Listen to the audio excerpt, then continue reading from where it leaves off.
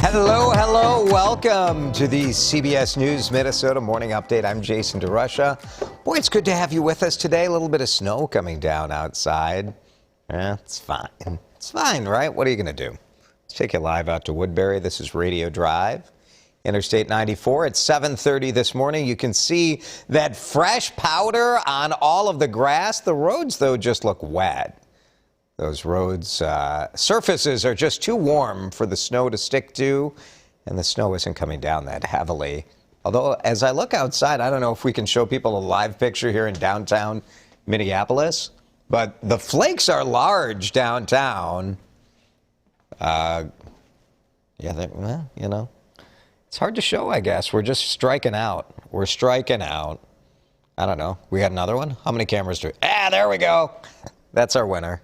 Yeah, you get a good idea from this zoomed in picture. Yeah, big fluffy snow coming down. I don't know. I mean, it's not causing any problems on the road, so it's kind of fun. And it's going to keep doing this really most of the day. Here's Riley's forecast for you on our CBS News Minnesota Morning Update. Light mix, this kind of wintry mix. Out in the Woodbury area, I've seen more of like this slushy, rainy snow mix. Whereas you continue heading towards the west, it's more of all snow. Not really accumulating. It's too warm for it to be much of a big deal. And it'll be out of here by tonight, and then it'll all melt away, anything that landed on the grass. So the combination of rain and snow has kind of taken care of most of those big snow piles that have been in my yard anyway. I'm sure it's the same for you. All week, temperatures can be normal, and that's going to feel cold. Mid-40s is what we'll be looking at. And expect more of this off and on slop as we go through the next 7 days. Riley will keep you updated, and so will we here on CBS News Minnesota. Let's talk about this. Are you a puppy lover? If you are, do you share more pictures of your pet or your children? Probably your pet. It's National Puppy Day. It's just what we needed, right? People have been posting photos of their puppies on the WCCO This Morning Facebook page. And we thought we'd invite you to do the same. Post a picture, share a story, whatever you like about your pup. I mean, I don't have a dog. I used to. I grew up with dogs. And I love seeing all your pictures. I had a Beagle Basset Hound. My wife and I did before we had kids. We adopted a Beagle Basset Hound in Milwaukee.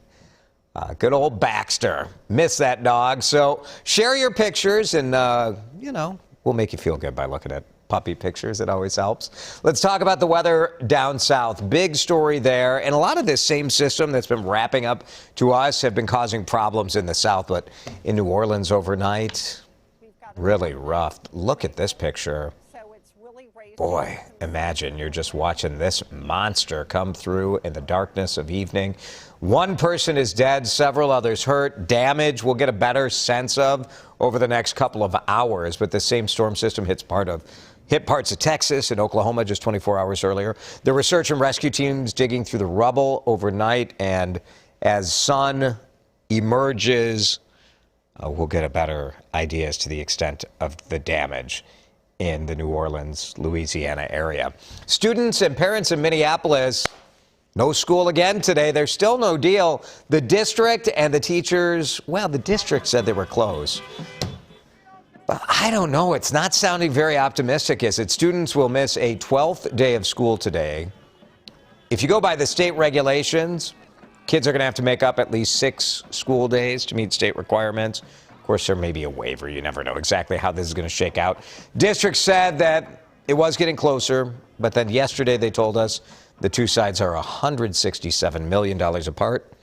Doesn't sound too close to me. We're going to hear from the Twins' newest player in 25 minutes. The team holding a news conference to officially introduce shortstop Carlos Correa. Carlos is 27. He's making about $35 million a year. 3-year deal, $105 million. This is the most coveted free agent in baseball. Nobody thought the Twins would shell out the money to get him, and they did. So pretty exciting stuff. So we'll have this for you here on CBS News Minnesota, streaming at 8. We know that fans can get a little heated during kids' sports games. I used to be a youth basketball referee when I was younger. My oldest kid, has been a soccer ref. And the worst thing about being a referee, parents. The kids are fine. The parents stink. Because we're out of control. We have wrapped our children's lives into our own identity in a way that has made us absolute morons and idiots on the sidelines. Coming after refs for a middle school basketball game, who cares? So Minnesota lawmakers are, and I don't know about this idea either, but I understand where it's coming from. They want to make it illegal and add a fine, $1,000 fine. That state lawmakers are considering. This proposal would have you fined for things like stepping on the field, throwing something on the court, swearing at the refs. House committee unanimously approved the bill this week. Lawmakers still working out where the money would go to and how it would be spent. But I don't know. There's some free speech questions about this. I got a lot of questions about this bill, but I certainly, again, understand where it came from. Lawmakers in Congress want to relieve some of the pain at the pump with up to $2,000 in stimulus payments. A California Democrat proposed the Gas Rebate Act would pay out $100 per person per month, that the average price for a gallon is at least $4. Single taxpayers who make up to $80,000 a year, joint filers who make up to $160,000 would qualify, because, of course, lower-income people hit harder by these high gasoline prices. A baby girl was ready to be part of the western Wisconsin, Minnesota community. Couldn't wait. She's like, I got to get out of here. So instead of making it to the hospital, her parents had to settle for an exit off of I-94. Asked him if he had something to tie the umbilical cord, and that's when he used his shoelace. Shoelace to tie off the umbilical cord as Bailey and Tim called 911 after the baby was out. This happened Sunday night. Couples from New Richmond, Wisconsin, they were on their way to the Mother-Baby Center in St. Paul because Bailey, they've had 4 kids already, so they were trying to go to the specialty hospital after her water broke. They only got to Radio Drive in Woodbury. Her whole head was already out, and he was such a champ and just told me to take a deep breath and push, and I did, and she was out. Bloop! There it came. Little Ariel, 6 pounds, 15 ounces. Look at this family, 4 other siblings. Bailey and Tim said, you know what? Those kids came out pretty fast, too. Maybe planning to go all the way from New Richmond to St. Paul. That's a long drive. Big props to the Washington County 911 dispatcher. Great work as the Washington County was tweeting out. Little credit for Vicky. Vicky is the one who answered that 911 call. And they have this kind of book of protocols. So you go through, is it chest pain? Is it choking? Is it childbirth? And so she went through the protocols, gave calm instructions on how to tie off that umbilical cord. It's pretty cool. It's one thing to kind of push and deliver the baby, but then afterwards you're like, what do I, so they took care of business with the shoelace there, and medical personnel showed up. Okay, how about this guy in Taylor's Falls? Here in Minnesota, there are things that we do well. We grow corn, great. Wheat, beans, sugar beets, peaches. Peaches? Yeah, Dan Shield. I don't know. I got some questions about this one, too. But Dan Shield, pretty clever here. He's got this is like a high tunnel. It looks like a greenhouse, but it's kind of a tunnel system and heat cables insulating the peach trees from the harsh Minnesota winter. After 6 consecutive years of success, juicy organic peaches, Dan says, you know what? It's maybe time to think about scaling this up.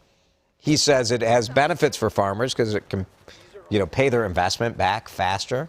Probably because you can charge more for peaches than you can for apples.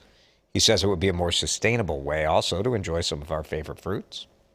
Well, we get 90-some% of our stone fruits here in the upper Midwest from California. That's 2,000 miles from here.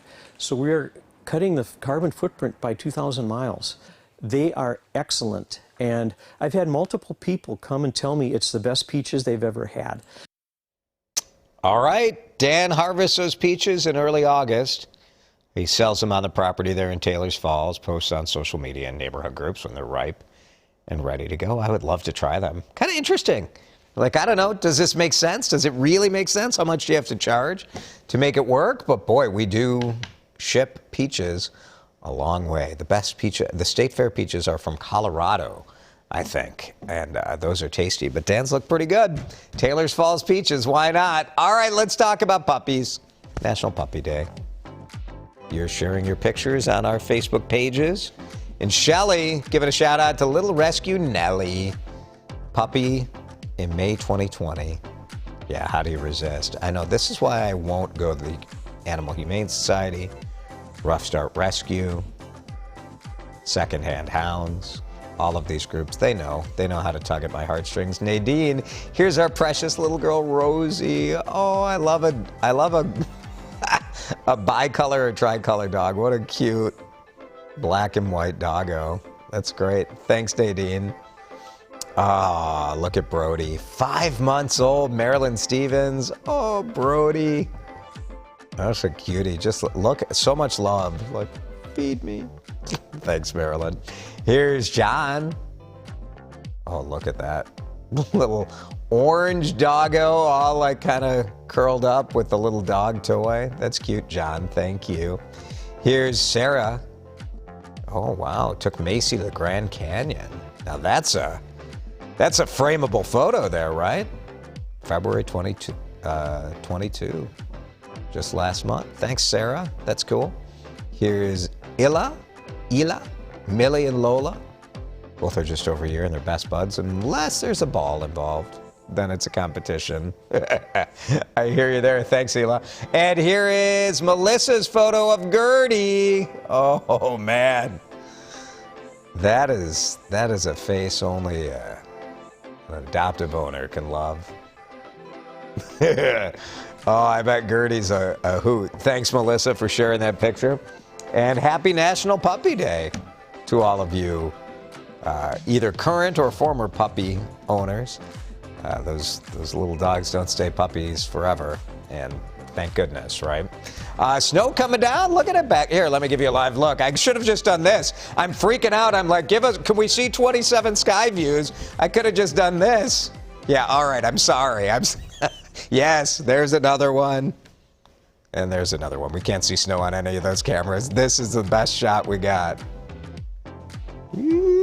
Snowing. Bye-bye. Thanks for watching, everybody.